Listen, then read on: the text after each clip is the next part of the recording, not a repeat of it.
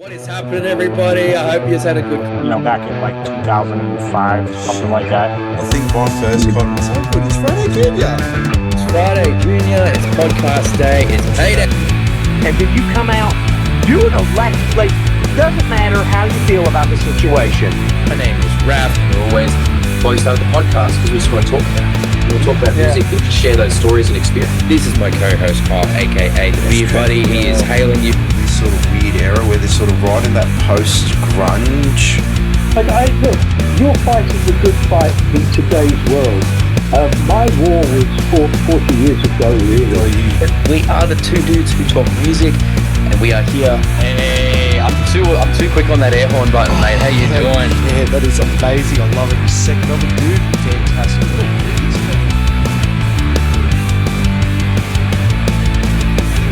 How you doing, everybody? I am the Reverend Raff. This is my co-host Kyle, aka the BeerBuddy. We are the two dudes who talk music, and we are here today on our own YouTube channel again with another podcast episode for you guys. Today we have some very, very special guests, but before we dive into that, hit that subscribe button down there to subscribe to Two Dudes Talk Music. We have podcast episodes every Thursday. We have reaction videos every Monday and Friday, and sometimes on Wednesdays if there's a lot of cool stuff coming out. And we've got a whole bunch of other cool stuff coming on the channel for you as well, so you want to be on the ground floor with all of that. But look, Kyle, mate, how are you doing today?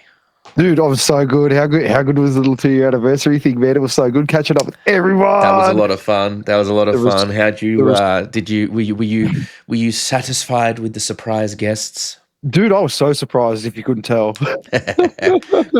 Good. Then I did my job.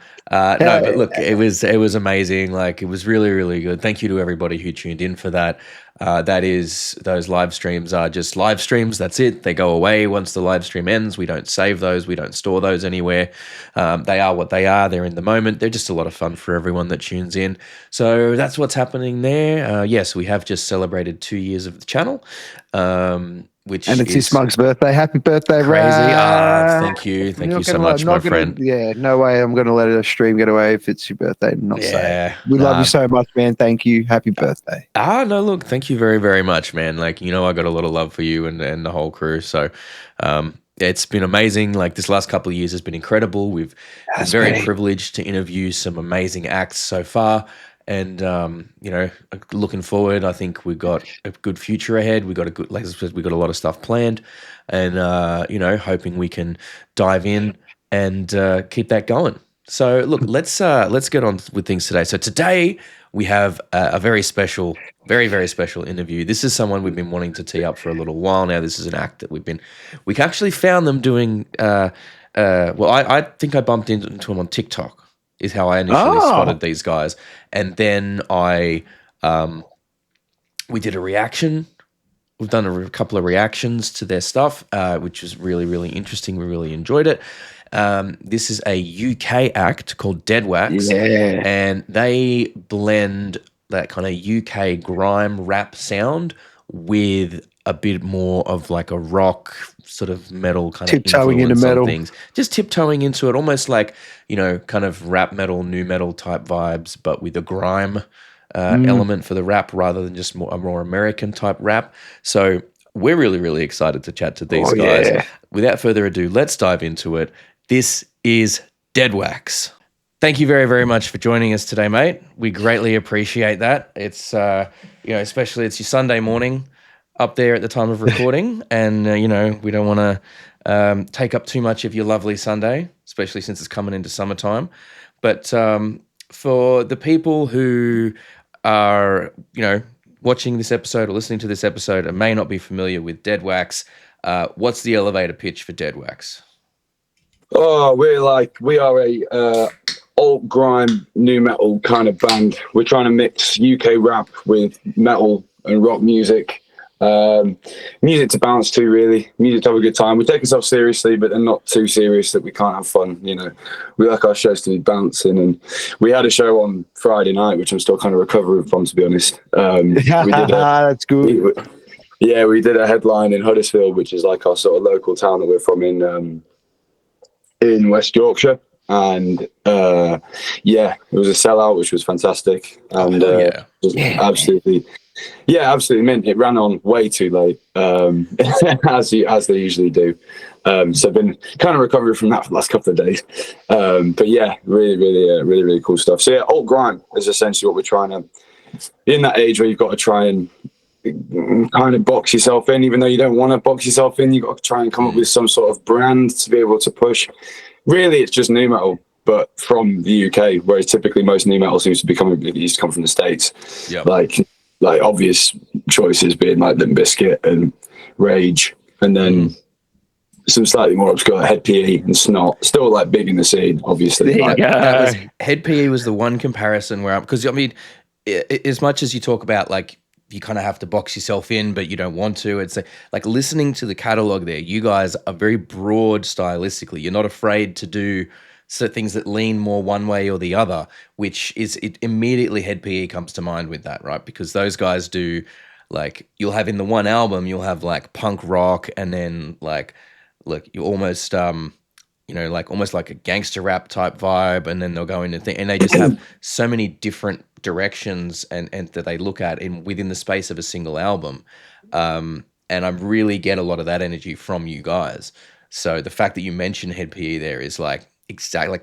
Yeah, we got the chance, we got the opportunity to support them in Huddersfield. Actually, I think it was about a year and a half ago. They came to Huddersfield on tour, and we got to support them. And it was probably the first proper nu metal band that we'd had a chance to even kind of see, even see in the UK or in our kind of area. And it was, they were mint. They were really good. And yeah, the stuff on that, I think it's Broke. Is that the album? But there's some stuff. There's some like they've got a lot of like drum machines on there, and a lot of the music I'm into is like I listen to a lot of dubstep and dance music. And it was that electronic sort of seeing a band use those electronic elements with this kind of, proper sort of metal guitars. And it was like, they're doing it. We can have a go at doing that. And like you say, stylistically, the songs are quite different. There's just a huge kind of pool of inspiration that we all take from at the moment. It shows. We all come from very different backgrounds musically. Well, it's funny because we were sitting here just running off, just listening to stuff before you hopped on. And yeah, PTG. Oh yeah. So that's an old. Wow. I forgot that's still on there. Man, I'm glad I found it because I vibe with that. I love that song. It's very good. Yeah. Oh, thank you very much, man. Yeah. So that's like drum and bass kind of inspired sort of stuff. Bit more melody. It's a bit more indie. 100%. But I think that's like a 5-year-old. We wrote that 5 years ago. So we've been together for 10 years. But we started in year 9. So that's 14. We were 14 when we all sort of started playing together. That's crazy. So, yeah, we're coming up to 10 years. And has it been like, it's been the same like group of guys the whole time? Wow.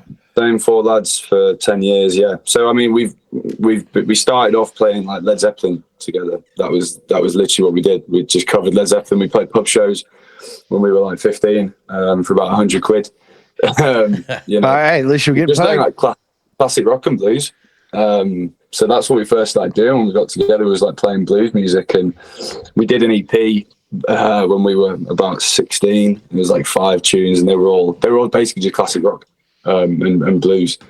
So we all sort of eventually, we all kind of just grew out of that as we got a little bit older and found different things. I got into rap music, and people got into hip hop and sort of like dubstep and just a bit more kind of heavy music, really. But yeah, so it's 10 years we've been together. So like those songs, like Pray to God, like PTG, was written years and years ago, when it almost feels like a different band, at that point. Well, it sounds like a different band, I will say. It's crazy, but we're digging the new stuff. Stuff like I mean, Northern Behavior is great. Like that goes hard. That's a real that one goes really good. And the more recent stuff as well, like Believe Me is really good. AGR, which was a bit different. We did the reaction to. Oh, fantastic! Yeah. How was the what was the thought process of filming that in like a vertical?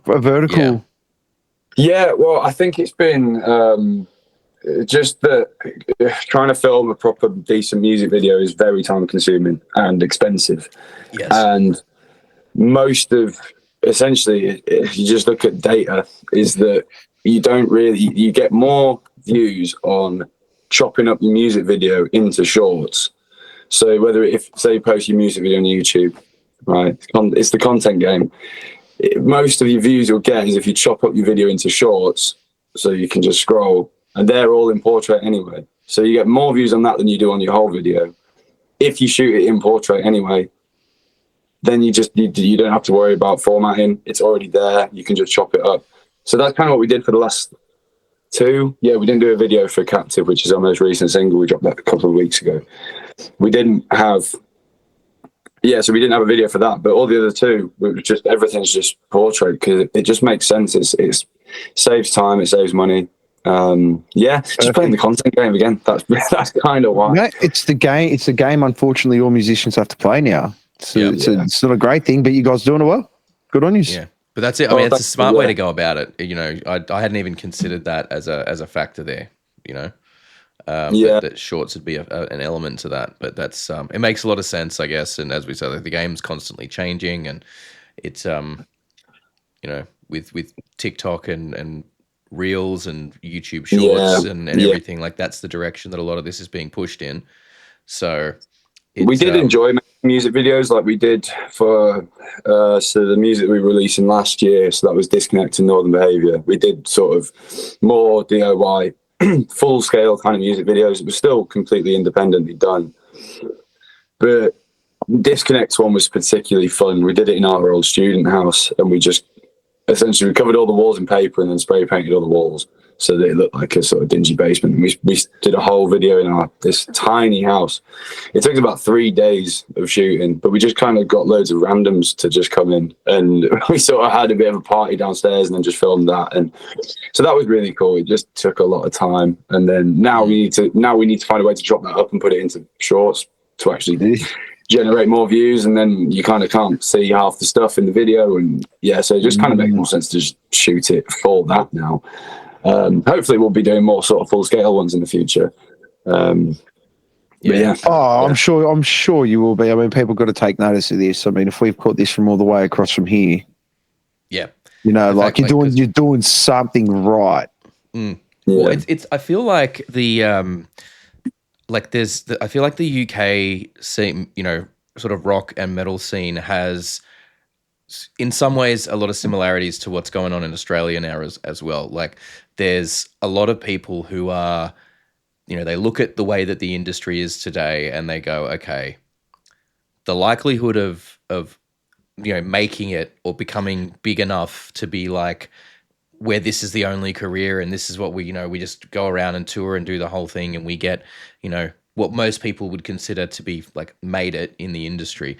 The chances of that happening are so slim for anyone these days, that I think there's, this attitude of, well, then, okay, if that's the case, it's such a slim chance to make it. If we're going to make it, we may as well make it doing what we want to do, not trend chasing, not sacrificing what we want to do to water it down for making it more appealing, not selling out and doing what everyone else wants us to do. None of that. Like, we're going to do it because if we are going to make it, it's already that slim. We're going to make it that we will make it and have that degree of success. We may as well do it on our own terms if we're going to do it. And I feel like that leads to talent being allowed to flow a bit more freely and really be a bit more pure in the artistic vision that's being put out there, which is great, because the stuff that's going down in Australia right now is insane. Like, the amount of talent that's bumping around down here is wild, and the more we're looking at the stuff coming out of the UK, it's like we're seeing a lot of those similarities and a lot of the same energy and excitement and uniqueness being brought to the fore. Like, bands that are out there, like the guys in Black Gold. They're doing a great job. I came across this another bloke who was actually doing like the kind of grime nu metal type thing Bob as well. Fillin? Is it Native James? Yes, that's the one. Native James. Yes. Yeah. And like he's popped up out of nowhere, to be honest. In the last, at least I hadn't heard of him before. And all of a sudden he's claiming he's invented alt grime, and I'm like, hey, hang on. If anyone else, I wouldn't go that far, mate. We've been doing it for 3 years. We just haven't released any music yet. But then at the same time, like I said, it's just new metal. It's just new metal from the UK. So exactly. You've got to get your bag, brand it how brand it the right way. Get your bag. And I think as well, you got some of the bands that have been around for a while now. Like obviously one of the bigger names that comes to mind is Skindred, who popped up during the original wave of new metal as a thing. Like they kind of came in, like those guys have been flying the flag for a long time, doing amazing work. You know, they were out here just recently. Like I've been a fan of theirs for maybe about 10 years now, like maybe a little more. I found out about them in the early 2010s. I managed to catch them at a music festival out here that they did. And then just recently, earlier this year, they actually came out. They played Knotfest Australia earlier this year as well. And it's just so much fun. And I feel like a lot of people are starting to, discover bands like that and realize, this is what we talked about it a little bit recently, is that people are realizing that metal and rock, like metal especially, can be fun and a bit more tongue in cheek again. That's being embraced more. You can have fun with it. It doesn't have to be serious and deadpan and like dark all of the time. You can have a lot of fun with it when you want to. I completely agree. Absolutely. And like Skindred are great at that. It's about having a party, essentially. Like it's still serious and he's got powerful messages. It's not like it's not just completely sort of just hype nonsense, which, to be honest, half of what I write is that it's just like party. It's just like straight party. Like Skindred's definitely got, like, he's what's his name? Oh, that's Benji. Yeah, Benji. There is he's got quite a lot of powerful sort of messages in his lyrics and stuff, but it's still got this kind of like, but we're gonna smile and we're gonna bounce. And it's going to be, he might be angry, but it's bouncing. It's positive. It's a positive kind of show, rather than the metal that I'm not really as much into, the sort of more classic metal that's just really kind of hardcore, angry. I'm not massive on the big. Doesn't do it for me. I'm not a massive screamer. I like something with a bit more sort of bounce and hip hop, I suppose, funk elements in it. Skin do that so well. That was one of the first new metal bands I think I ever saw, because I live in this my parents live in this village called Home Firth. If you've ever seen, this is a very tenuous thing, you might have seen a program called Last of the Summer Wine. It's a very famous BBC heard of it. Comedy. It's basically set in the village that we live in, that we were originally from. Oh. So if anyone's seen that's listening, that's where I'm from. There's a proper quaint little village in Yorkshire. And then, there's one big venue in the centre, and Skindred came and played there. And I was working on the bar when I was probably about 17. I remember just abandoning the bar for the Newport helicopter. Yep. Just behind the bar, I'm gone. Top off. The Newport helicopter is a great thing too, because like not everyone wants to mosh, not everyone wants to do that, but like swinging your shirt around is a great. It's everyone can kind of get in on it. Everyone can engage harmless. with it. I did get a zip in the face. I do remember that. That was pretty sore. Who swings a jacket? I know. Hopefully it was pants. No. Take your pants off. So absolutely. Yeah. So what's See, this is the thing. Like, what is the scene like over there? Like in terms of. Because, I'm sure, like, nothing about, like, the Australian music scene there. Like, we have a little, like, we get cues and little bits here and there, but for the most part, like, the scene, how's the health of the scene up there in general? And is it, like, lots of new bands coming up? Is it kind of just the same few bands popping up everywhere? Like, what's it like over there at the moment? I think recently there's definitely been a bit of a surge in newer bands popping up. We've been, like I said, we've been going for 10 years. So we've been kind of in our sort of grassroots scene for a long time. Not necessarily to a point where it was as serious, because we obviously started when we were like 15. So you don't necessarily quite see or even kind of understand a lot of what's going on. But especially so now there's a big issue is grassroots music venues in the UK and not getting any kind of support from the government. Obviously through the pandemic, that was a massive problem. A lot of places had to shut. And even now, because we're having a cost of living crisis, so people can't afford tickets. Like the grassroots venues are struggling, but the ones that are doing well are really kind of keeping it going. Like I said, we did a show on Friday, and that was actually funded by the UK Arts Council. So there's money for venues to basically, so we got a good rate, we got a flat fee, tickets were limited to a certain price, the venue got paid, the supports got paid, and that's all coming from the council. So there is some really, really good opportunities for these grassroots venues. Mm-hmm. But there's essentially, they've just built another arena in Manchester. So I think it's 20,000 people. They've already got a 20,000 capacity arena. They now just have 2. And it's a bit, they're sort of pushing loads and loads of massive, massive bands. And that's great. That's cool. But there's nothing kind of happening for the in-between area. And you won't get these massive bands if you don't have this. So there's a sort of push for a ticket levy to be introduced for these kind of arena shows where a quid from every ticket goes to grassroots venues, which that is a fantastic idea. It would save the day. It's not going to make a dent in the people that are running these arena shows. It should just be, I think it's hopefully being passed in the government at some point, which would do a major, major job. I mean, that's a great idea. That's brilliant. Yeah. Do you guys sort of get a lot of local festivals and sort of grassroots festivals that you're sort of organise and stuff like that? There's a few, yeah. We've not really been involved with many festivals yet, disappointingly. There's obviously all the major ones around the UK. We've managed to get a few bookings that we can't really talk about because they're not really announced yet. So that's really exciting. That's great news. As much as I can say, but yeah, grassroots festivals. The best thing you can say is I can't say. Yeah, exactly. So yeah, grassroots festivals. We've kind of ran our own sort of all-dayer events before. We run this event called the Old Grime Punk Party, which is essentially trying to sort of throw everything that we are kind of inspired by into a sort of melting pot and trying to sort of. That sounds like a good time. Yeah, trying to create a bit of a scene around our band, sort of being because there's quite a lot of punk rap going on now. There's a lot of that coming through. Shout out to Duckling Curls. He's sick. He's from Huddersfield. We have him on quite a lot.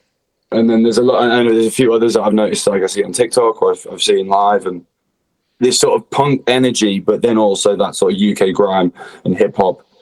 So that's a big thing that's popping up. So this Old Grime Punk Party is to try and create a scene, essentially. Be like, this is what we're about. Come down and see all these other bands that we also think are great, but they're all different, so we usually have punk bands, rappers, metal bands, DJs. We try and make a sort of dance music as well, so we try and really kind of create a bit of a sort of showcase of what we are about, And are those like 18 plus events, all ages events? How does I think they were actually all ages. I think the venue that we did it at just didn't have any bouncers. So, they had some bouncers, but they didn't have anyone checking tickets. No one checking on it. Okay. It was a good time, but they probably will be 18 plus. Yeah, because I just asked because I'm in Brisbane, Australia. Kyle's in Sydney, but up in Brisbane, there's a group of there's kind of a group of bands that got together and formed a loose alliance called the Schema Collective, and they, in conjunction with the Brisbane council, Brisbane sort of local council, put on free all ages shows at skate parks around various locations of the city, and they get rock and metal band, more rock because it's a bit more accessible, but they'll get rock and sometimes metal bands to play these things. And it's, it's all ages, and there'll be kids will be skating, and they get a lot of, sort of as top tier as I guess you can, but a lot of kind of more known skaters to come to the events and do demos, and they'll have a range of things on, and there's make your own t-shirt and make badges or whatever. Yeah. They're real community events to try and engage, kids, keep kids out of, inspire them with something positive like music and skating and art, rather than, risking going into like maybe a more negative thing of something like, drugs or alcohol or whatever. And they're great. They're like, and because the council's backing it, the bands all get paid a little bit of money for doing it. But it's free, so no one has to pay for tickets. And they're just like really positive events. And I think that's seeing, bands trying to drive the community in that way is like, it's always a beautiful thing to me, because it really is like, it shows that the people are involved in it are doing that sort of thing. They care about not just their own band, but like the future of the scene. Because, if you're not inspiring kids to get into music, before they're 18, once they're 18, then it's like, it's almost too late. But what I mean? It is too late really at that point. I mean, it's kind of what I'm doing is like a sort of 9 to 5 at the moment is like music production courses. So that's inspiring, going into schools and doing music production courses. And, oh hell yeah, that's awesome. And one-to-one teaching. So yeah, but you're completely right. It's about building up that sort of community, and it's the same with the grassroots venues. It's like, if you don't have these places to go and at least try things, it's like it's just all going to slowly collapse in on itself. You don't have it going from the ground up.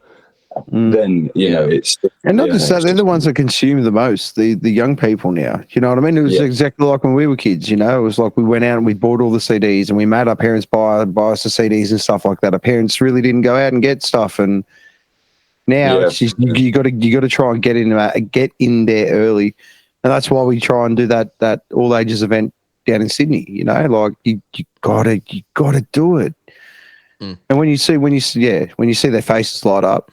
And then the cogs ticking in their head, it's like, is this what I want to do? Like, they're not that much older than me, and they're doing it. They look like they're having a mad time. Yeah, we had some kids. You can see the spark, right? Yeah, we had some kids coming from.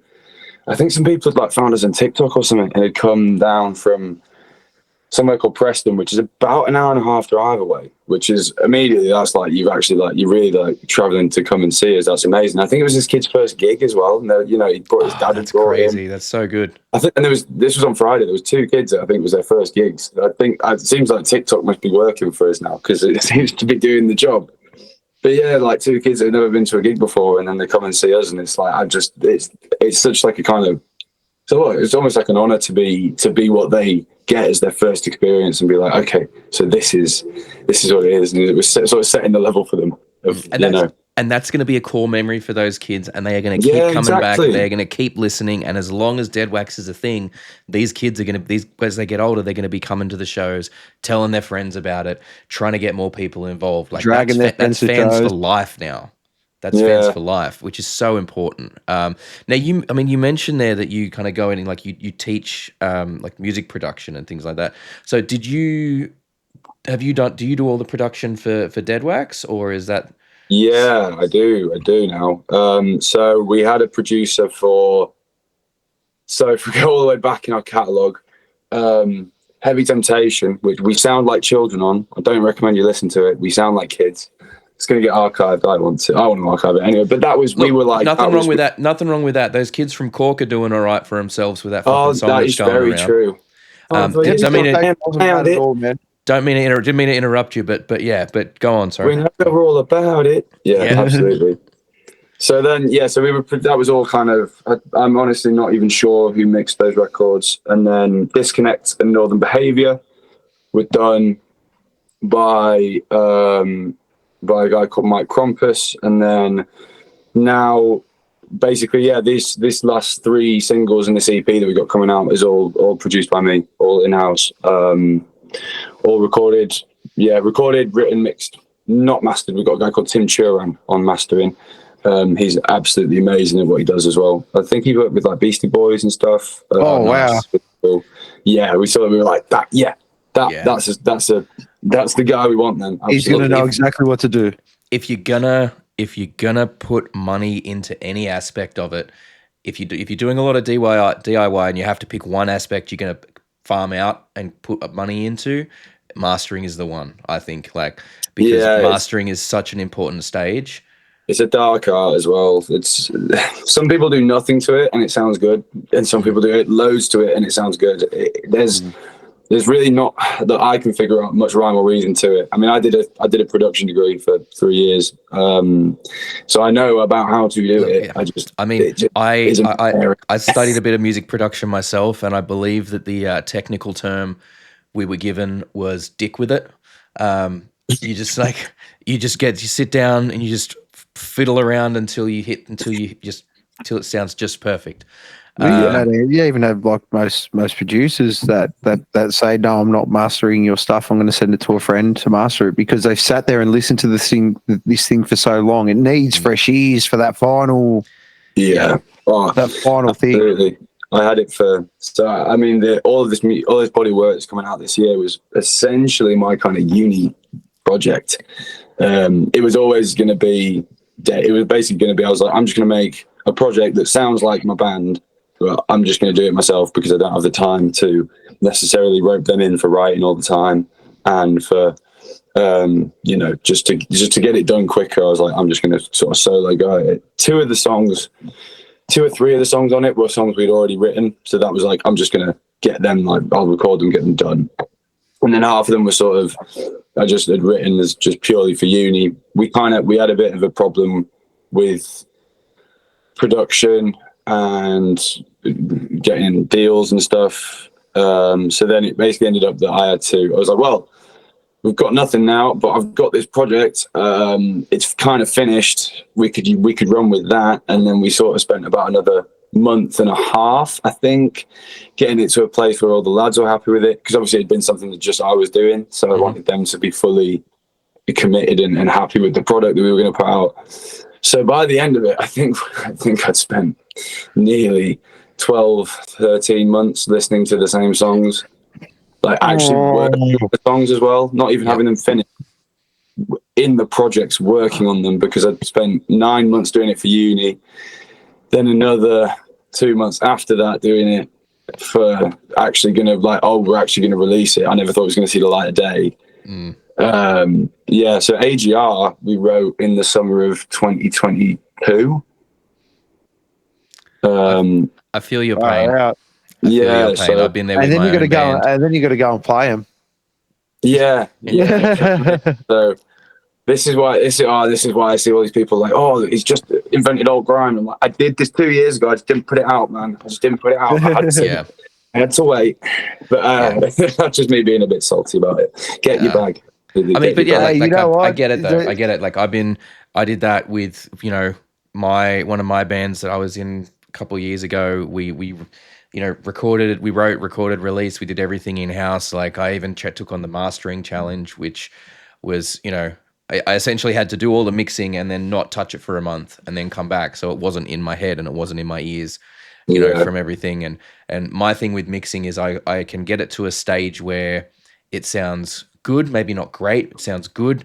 And then I could change a million things and it would sound different, but not necessarily better or worse. And when it gets to that stage, I'm like, okay, is everyone else happy with it? Cool. Is there anything drastically wrong with it that I can hear? No. Okay. Everyone's happy enough with it. Cool. We'll say that the mixing's finished there. But like, you're right. Like you listen to these songs over and over and over again so many times that they almost lose meaning in a way because you've heard them so much and listened to them so much. Yeah. And taking a break from them then is so important. I completely understand why bands eventually hate playing songs. Yeah. Do you know what I mean? Like in some of the most popular ones, it's just like, man, you have no idea what it was like recording that, playing that, and all you people want me to do is just you throw coins at me and you want me to sing this same song over and over again. I have other things.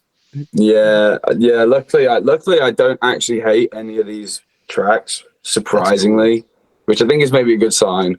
At least for me, I don't hate them yet, and I listen to them more than anybody else is ever going to listen to them. So, I don't hate them, so you should check them out. Everyone should check them out. Yeah. So what can you tell us about this the EP that you've got coming out? Because that's next month, isn't it? It's July, right? Yeah, July the 5th. Yeah. So essentially a bit of a kind of statement EP. There's quite a few different influences, like you were saying at the start. There's quite a lot of directions in the songs. Like we've got some more kind of solid, I suppose, kind of more just solid metal. Captive that we've just released, a bit more rock. There's like drill influence in there, like sort of UK grime and drill. There's like 140, like dubstep, and garage influence in there. It's essentially a big melting pot of everything that we love. And kind of why we tried to do like a collage artwork as well. It's like, let's just throw everything sort of, it's basically like a musical collage of what Deadwax is and all the different sort of styles and sounds that we love. It's such a, it can be amazing writing music, and it can be really difficult writing music in this band because of the width of everyone's influence. For example, so Skinner, who plays guitar, he's just finished his jazz degree. Wow. So he can play proper, technical music. Absolutely stunning. That explains some of the bluesier sort of licks that you can hear in some of the songs. That makes a lot of sense now. Yeah, he could rip a solo from like the age of like 12, like proper, like incredible, like everywhere on the neck, and we'd all just be like, how are you doing? I played guitar for twice as long as he has as well, which is disappointing because I can blag playing like 4 chords, and because I can sing, everyone's like, "Oh, you're great at guitar," and he's like, "No, I'm just confident. I'm just confident. I can't do anything." So anyway, here's Wonderwall. Yeah, but like I could do it. I'd boss it. It'd be good. But yeah, there's just this whole massive sort of palette of music that we all take from, and yeah, we've got like straight hip hop tunes in there as well. So yeah, it's basically a big old melting pot. And like, yeah, because we've been going for so long, some of these songs the older songs on it are like maybe 3-4 years old, and then some of the other ones are about a year old. So there's quite a range of sort of our time as a band in there. Yeah, and we're just really excited to put it out because we've been delayed with releasing, and having it fully independent. We're in control of everything we put out. Although we have had to wait a while. Once this is now out, we're already working on more like EPs. We're already working on the second EP at the moment. And just having that sort of schedule is really nice, because before it was like, release a single, great, and then it's like wait for your producer to get back to you, and then eventually get in the studio, and then wait for them, and a lot of just waiting around for people. Okay, because I thought you went down the intentional route of doing sort of like this waterfall release program to keep yourself in that algorithm for Spotify and stuff like that, rather than doing the EP or album thing. You just drop everything in singles bit by bit by bit, and it just sort of keeps you in that loop of the algorithm. Yeah, so that's what we are doing now. That's what we are doing now. But more last year when we had Disconnect and Northern Behaviour, we had a bit of a deal to get an EP done with somebody, and it basically just fell apart. So we had those two come out, and then it was just like, oh, we've been left high and dry with nothing.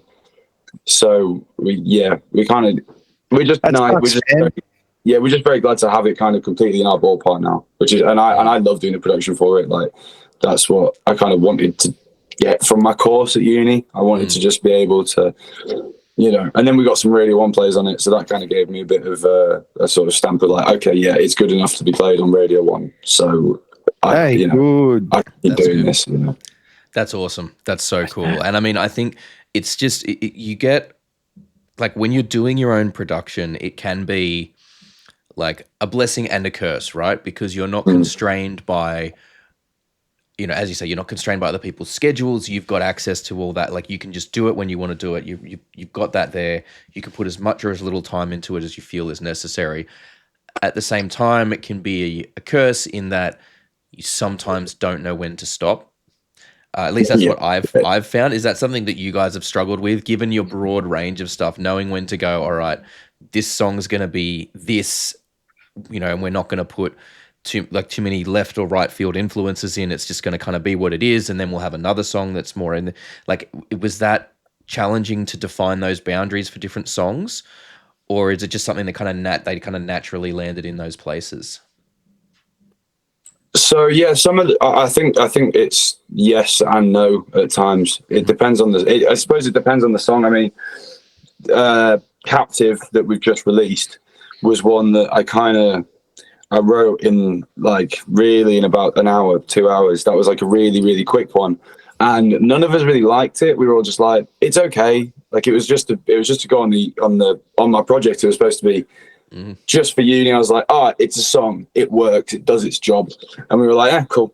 And then sort of coming around to like before we like sort of submitted the singles, we were like, oh, this kind of really, this is really good. And now it's like favorite songs of like most of the lads in the band. Gotta say, the song fucking slaps. Like, yeah, it was just, I think because it was just a bit, well, it's got like a proper chorus in it, and it's very kind of like, it's structured pretty traditionally. And I think it was just those sort of things, and it was like there's not really thought about it. It was like, right, intro, verse, bridge, chorus, verse, chorus, middle eight, chorus. You know, it was just a very kind of, it felt the way we did it was just very like, okay, let's write a rock song, but that sounds a bit like us. And that was the kind of thought behind it. Like, whereas sometimes we're writing and we're constantly like, oh, what if we tried this and what if we tried that? And it becomes a point where you end up with just nothing. You end up just kind of burning everything, which has happened a fair few times with writing. but I guess but then some of them, on your own production, it's like all that stuff can get saved, and if it doesn't get used then, it can get used later. yeah, exactly. And it's just being like, oh well, there's not like a sort of, there's not a time constraint or a money constraint on it now. When you'd be like, oh, we've got to have this written and it's going to cost us this much today, so we can't change this now. So we can obviously as the producer, I try to limit as much of that as possible, because I don't want to be getting loads and loads and loads of constant different ideas. Like sometimes the song is the song and we should just write another song as opposed to trying to piece together all these different riffs and ideas. Let's just finish that one and write a new one. How about you do that? That's exactly right. Especially this, that goes into what Raff was saying before. Overworking, and it's like, oh, I can change it, but who knew what it was to begin with? Only you did. Only you're going to notice that change. It's only you. It's not anyone else. No one even knows that song exists yet until you've hit that button to send it out. So who are you changing it for? Yeah, exactly. And you're always your own worst critic as well. So I find that listening back to old mixes, and I'm like, and it's as I'm sure you probably know, like you're constantly learning new techniques and new ways of approaching things. And I'll listen to that album that I mentioned that I did only, like, we released it in 2021, and I listen back to that and I'm like, I would do so much different now if I was mixing it different. Like, I've genuinely considered pulling up the session files and remixing and doing like just because I've got so many different things that I want to do and tweaks I want to make. And I just have to continually stop myself from doing it, because if I do that, I'm just going to waste my time, because it's already out. It's out. That's it. There's no one wants a, it was 3 years ago. There's no point doing like a remix mastered version 3 years later. Like, no one's going to give a shit. Somebody might. Maybe. I mean, I'm sure there's a Skunk Bone super fan somewhere. Definitely not in the UK though. Definitely not in the UK, because the UK was where we got all of our hate comments from that said we just were ripping off Nirvana. So, which to be fair, yes. But if you're going to rip anyone off, rip off the best, is what I say. You know what I say to anyone that ever said that? Go to a Nirvana show.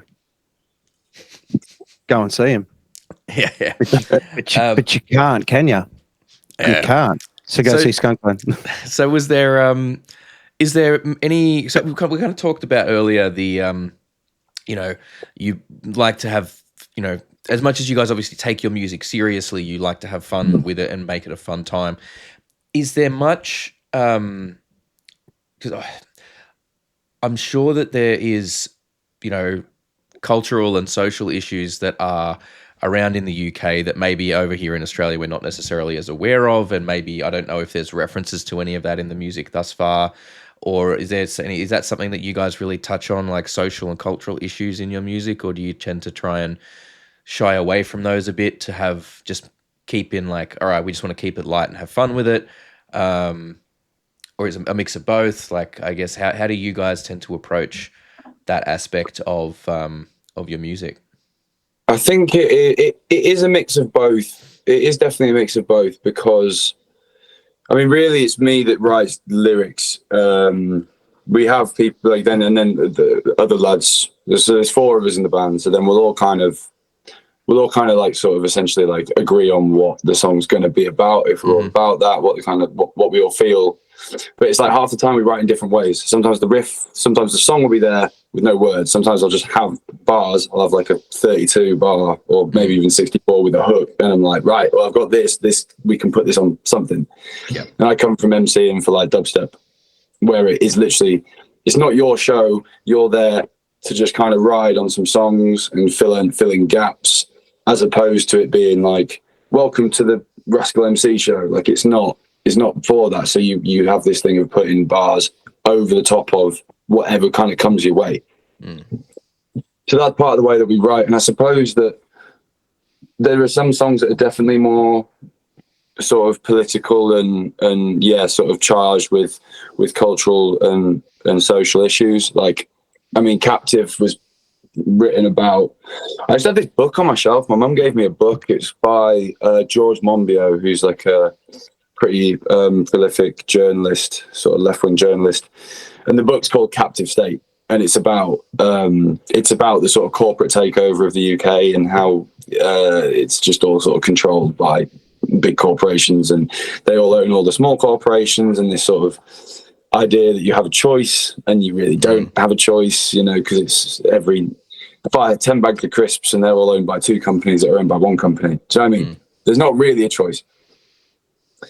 So that one has got an obvious kind of, for me at least, very obvious message. I knew what I was writing it about when I was writing it.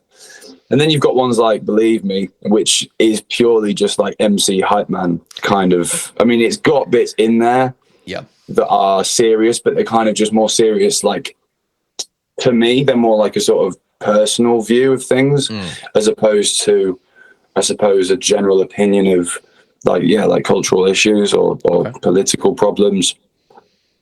Like we touch on stuff in them that's maybe, it's not just me just being like, I'm sick. I got bars. Yeah. I'm so cool. Because that is kind of part of hip hop, and I do love that. And like I love the bravado in the music, and I think I love going and seeing that at shows. But it's funny because then I come off stage and I'm just not that guy at all. You have to, it's a character that you kind of build up. I definitely used to be that guy, and I think as I got older I've just sort of realized that I don't need to act like a tit all the time. It works as a persona like that, but it's still coming across as fun. So yeah, it's trying to strike that balance of wanting to have fun and have a good time. And I also don't want to ever, I just don't think that I have any kind of authority to speak to people about what they should think. Yes. Okay. I definitely, but I don't want to then not say anything. I do have my own opinions, and they are valid because they're my opinions. But then somebody else's opinion is also completely valid. Something my dad said to me once is that you can't judge somebody's morals, even if you think they're absolutely awful. You like how are you in a position that you can judge that and your judgment is correct over theirs? There isn't really a kind of framework to justify that kind of thinking. Even though I think some people are awful people, I don't necessarily believe that I have any right to tell you that they're wrong. So I want, there's, I just don't want to be over the top with it, basically. Like, you don't want to be preachy. You don't want to be preachy. Yeah, exactly, preachy. Because I love I love Rage Against the Machine, and he is constantly shouting in your face about these problems, and I love it. I just don't feel like I'm the person to do that. I'm not educated enough in it. I want to have a good time. And really it's education, to be honest, because there's so much going on all the time with politics, and it's all headlines. The substance of all the issues that come out, I don't really get to know because I'm working. I see a headline. I don't know if that's true, especially with fake news and stuff going around. Like, I'm not going to start saying things that I don't actually if I'm not really educated in it and I know what I'm talking about, I'm going to try and stay away from it. You know, Captive is a bit more of a kind of broad opinion on the UK that everyone's kind of aware of. So that's a worldwide thing. The world is owned by 5 corporations. That is it. Yeah, that is it. The whole world is owned by five. Count them on one hand. Yeah. So, but that's cool. Like, I dig that you guys have a bit of a balance going on there, because I think it is important. Well, the hardest part is now in this day and age is that, especially with the way information is being sourced to us at a 24-hour period, is that the goalpost constantly is being sort of shifted, and you don't know where it's sort of I guess the safe line is where you're not going to piss too many people off with saying an opinion. So, I mean, at the end of the day, sometimes it is just better off just to keep it to yourself. Sometimes if you can't read the temperature in the room, if that makes sense. Yeah. I mean, like there's standing on your beliefs and knowing, you know, but also knowing when to pick your battles, I think is key.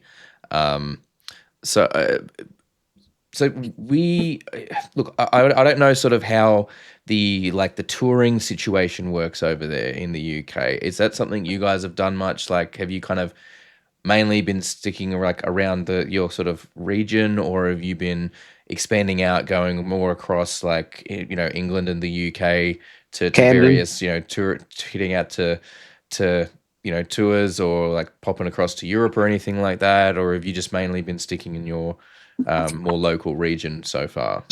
So for a good, I mean, when we were kids, like we started again like 15, like we didn't have cars, we weren't getting about, so we did a solid probably like 4 or 5 years just in our sort of territory.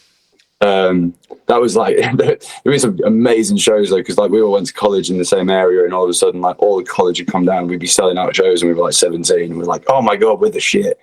And then COVID, so that kind of stopped. But then obviously, whatever it is, Brexit kind of ruined touring in Europe. We'd never even tried to do it, but now it's so much more difficult and costs so much more money to do it. Well, yeah, because you need visas, more visas and stuff now. You need work, and it's like working visas, and then if you want to sell merch, that's a whole other kettle of fish, because you're taking business across. And so I honestly am not very informed on it, because I've just been like, well, that's not an option really, at least viable for us at the moment, so I'm just not going to look. It's just too expensive. But then like in the UK, we've been touring. We basically just put together our own tours. Like we essentially do everything independently. We've got a great manager now, Steph, who's been absolutely fantastic. We've only sort of been working with her for sort of 6 months, 6 months to 9 months, and we've not actually been on tour this year. We're going to be doing one in summer. But the previous years, we basically just run it all ourselves. So we call venues, we book tours. Usually, if we're going like right down south, we'll try and find a support, because there's no point us turning up to a city in the south and headlining when we're probably not going to sell many tickets. So you got to try and again, like pick your battles, but in a different way. Make sure you find a band that you can support, but we've always just driven ourselves, so it's been usually 2 cars, and we just sort of sit underneath amps and just drive up and down the motorways, basically touring like that. One day, hopefully, we'll have a tour bus. That'd be mint. And we've been like following a couple of really cool bands. So we've done. So it's just like absolutely throwing it down. England. Like there's a band called Risking the Ridicule. If you haven't checked them out, I would highly recommend them. They're sort of like punk grime. So it's essentially like punk music with rap. So it's not far off what we do. It's just not got that kind of like funky new metal. It's more of a sort of classic punk. They're really, really cool. We've done a lot of gigs with them, and we're actually playing the Manchester Academy with them on Saturday. Yeah, this Saturday coming, which is like an O2 Academy. So that's a really, really big show for us. Do you have O2 Academies in Australia? I assume you would. I'm not Maybe sure. not. O2 is like a big mobile provider, so it's like most people on O2. So like the O2 Arena in London. I don't know if they're a provider over here, but we've got we have Vodafone. We have so much competition. We have like 3 main providers for phone companies. Right. It's but Yeah, yeah, so no, we they do the biggest. They do like loads of really big venues in the UK. So there's one in like every city. There's an O2 Academy in basically every city, and they're just sort of like the big venues. So they're not independent, obviously. But, They sponsor the cricket side, don't they? O2. Yeah, most the likely. England cricket side. Yeah. Yeah. So touring's fun, and it's fun. It's tiring because we're driving ourselves, and you'll be driving to London, and then you're driving back the same night. So how long is that? Like for you guys, how long's the drive to London from where you guys are based? 4 hours, Okay. 4.5 hours. Oh wow! Okay. London, I think, and then if we wanted to go up to like Scotland, it's about 4 hours to the border on Scotland. We haven't actually gigged in Scotland yet. Determined to do that this coming year. I absolutely love it up there. But so it's it's not the end of the world. It's not like driving around anywhere in Australia. I imagine that is kind of not really an option. Yeah, I mean, look, to give you some context, my band one that I used to be in, we did a run of 3 shows. So this is when I lived in Sydney. We were based out of Sydney. We did a run of 3 shows. We did Melbourne, a regional town called Warrnambool, and then we did Adelaide. So we hired a van. We had like four drivers in the van, so 4 of us could drive. We loaded all of our shit in there. We drove down from Sydney to Melbourne overnight, played the show, which was like, that's like 10, 12-hour drive. Did the show in Melbourne, slept in the van, woke up the next day. So we slept in the van in the McDonald's car park because it was a 24-hour McDonald's, and at least we had access to food and a bathroom if we needed it.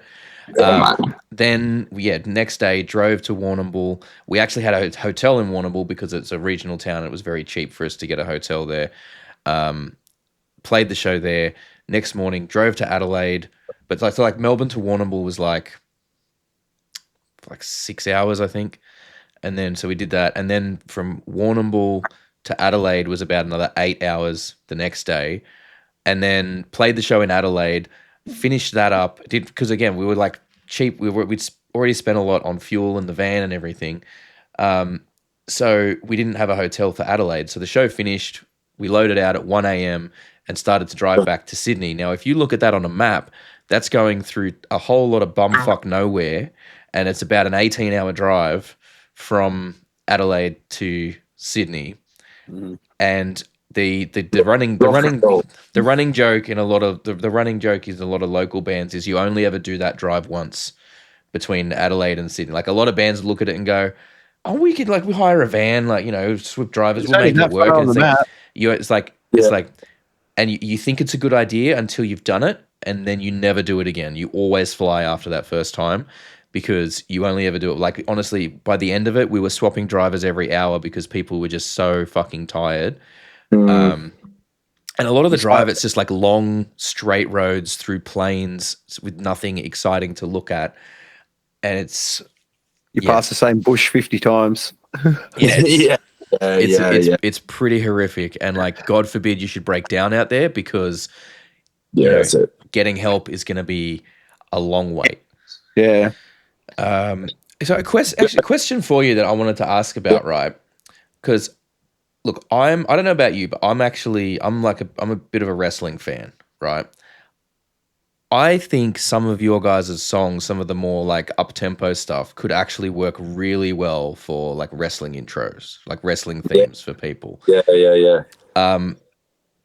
Have you guys, like, I don't know if it's something that you guys have any interest in or not with wrestling, but have you guys, is that something you guys are interested in? And have you considered reaching out to any, like, UK wrestlers to be like, yo, like we think this would be a cool, like song? Absolutely. I mean, I was proper into it when I was sort of like 12, 13. Some of my like guilty pleasure metal songs are just WWE themes. I love some of Metalingus, HSD. Oh my god, it's so. It's how I discovered Alter Bridge, man. Like, and to be honest, I can't really stand most of the rest of it. I just love that song. I love that song so much.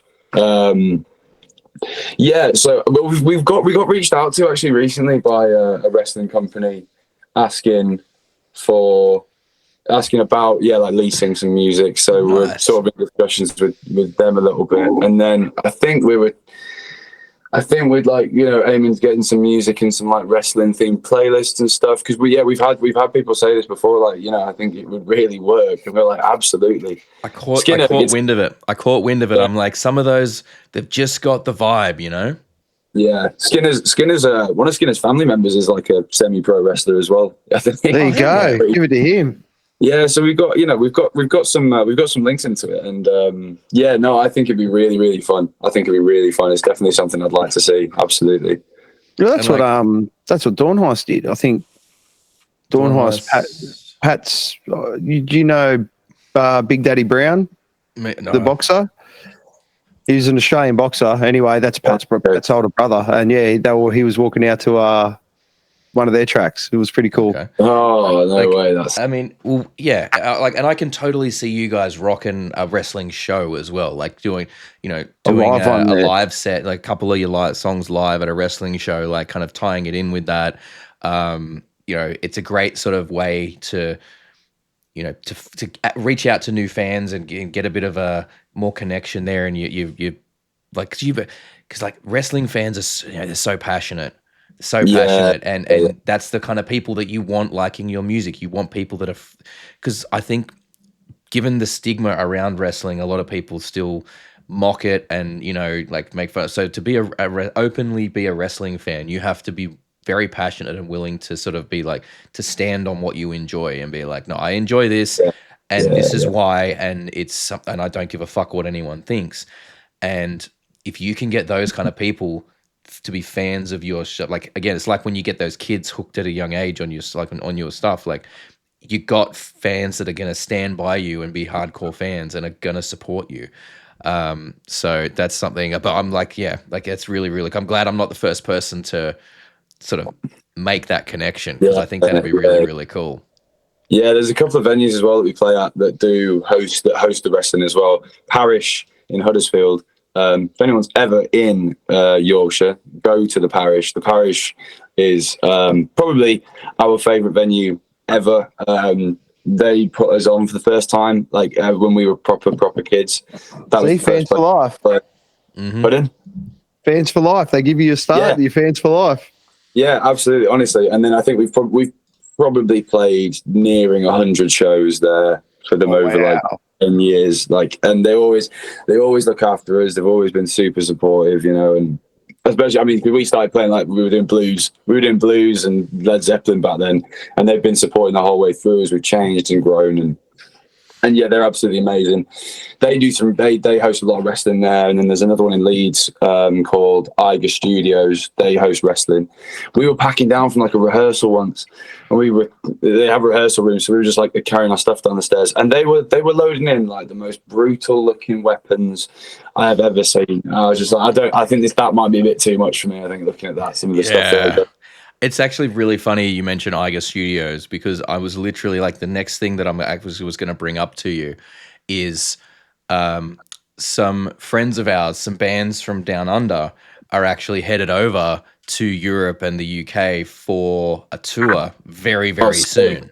Very, very soon. So basically what happened is, I don't know if you were sort of if this made the news over in the UK or not, but Anders Kolsevny, the original Slipknot vocalist, and Waylon Revis, formerly of Mushroomhead, now of Achilles Confession, they actually did an Australian tour, New Metal Mayhem, together, where Waylon was performing Mushroomhead songs and like for the first time since leaving Mushroomhead. And he was doing like a bunch of Mushroomhead songs, bunch of Killer's Confession songs, but it was essentially a solo tour for him. And Anders Kolsevny was doing that first, like that Mate, Feed, Kill, Repeat first Slipknot album in full. And there's it was put on, the whole tour was coordinated by a New Zealand band called Chaosis. And so Chaosis played on every show, as did a couple of Queensland bands called Piston Fist and Sin Soto. And they did like Australia and New Zealand. They did a whole tour on the thing.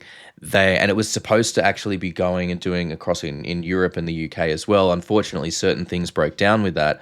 But Chaosis, Sinsodo, and Piston Fist didn't want to just give up all this work they'd put into it. So they're actually now taken off, and they're just still doing the whole tour there. So they're actually going to be over there. And Eiger Studios is on the list of venues that they're going to be playing. They're doing like Cart and Horses, Camden. They're doing Eiger Studios in Leeds. They're doing Meraki in Liverpool. The Pierhead in Manchester. They're going to be over there for, and that's coming up like later this month. That's kicking off. So that's pretty wild. Like that you mentioned that one, and I was going to say like if you are going to be around any of those, like, what's the date of the Eiger? What's the date of the Eiger? The 27th of June. 27th of June. 27th of June, yeah. If you look up a really band top-notch bands. If you look up Piston Fist, all one word, it's on their cover photo. They've got all the info on there. It's in my calendar. It's in my calendar. They're Awesome. a thrashy band. Sinsodo are fucking... Sinsodo are great, and Chaosis is like an experience. I don't know what they bring into the UK tour with that, but they tend when they do Australia and New Zealand, they bring a lot of like their own light show as well. There's like a whole bunch of them in the band. They do like they blend a lot of different genres. There's a warning before the set. Yeah, it's like if you're sensitive to like a lot of flashing lights and stuff, it's like be careful. And strobes me. I love some strobes. Yeah. So yeah, if you love their set, if you go, make sure you talk to the bands and make sure you tell them that Raff and Kyle sent you from Two Dudes Talk Music, because I think you will have a blast given your influences. And I think it's going to be really, really fun. But look, let's... quietly, did you just see Joel recently? That dude is jacked. Sorry? Did you see Singer from Chaosis recently? Oh, Joel, but he's shredded, man. He's crazy. He's crazy. Now, if I had a body like him, I would go shirtless most of the time as well. But anyway, let's wrap the podcast up there for now. Look, thank you so much for taking that time to join us and speak with us today. So everyone should go and check you guys out on the socials. It's Deadwax. Is it one word or two? I can't. One word. Yeah, it is one word. Yeah, for some reason, I think the formatting's bizarre. We've got a capital W, but it's one word. Okay, cool. Allow that. We might just fully uppercase it soon. But yeah, Deadwax one word. Yeah. All right. Deadwax official on Instagram. Deadwax on TikTok, Facebook. Yeah, Spotify, Apple Music, everywhere. You can find us everywhere, guys. And keep an eye. Go and listen to Captive that's just come out, and keep an eye out for that EP that's coming out next month, because I can't wait for that to come out. I'm going to bump it. This is really cool. Like, I feel like a bit of a hipster being able to tell my friends about all this cool band that no one else really knows about over here. So it's my friends always are really sick fun. of it now. Oh, have you heard of this band? No, I haven't. Oh, flying the Deadwax flag in Australia, big up. Absolutely. I need to check out your merch store and buy a shirt or something. Yeah, we got new shirts dropping as well this weekend. So fresh new merch for you. Oh, wicked. All right. Well, look, thank you so much for chatting to us today, mate. We really, really appreciate that. And yeah, everyone should go and follow Deadwax everywhere and check out that EP, because I have a feeling it's going to be a very special moment. All right. Thank you very much. And we'll catch everybody on the next one. Peace out, everybody. Peace.